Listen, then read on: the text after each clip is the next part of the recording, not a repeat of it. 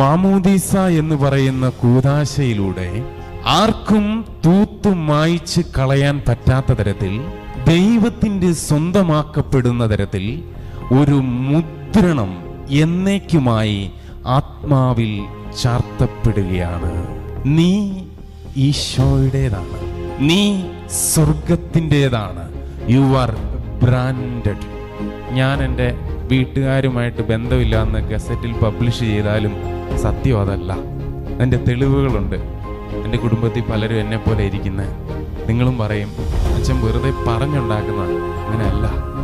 അവൻ്റെ ഛായയിലും സാദൃശ്യത്തിലും സൃഷ്ടിക്കപ്പെട്ട് ഇതെൻ്റെ മകനാണ് മകളാണ് എന്ന് ആർക്കും തൂത്തു മായ്ച്ച് കളയാൻ പറ്റാത്തതുപോലെ നമ്മുടെ അന്തരാത്മാവിൽ ഒരു മുദ്രണം ചാർത്തപ്പെട്ട സമയമാണ് പരിശുദ്ധ മാമോദീസയുടെ സമയം.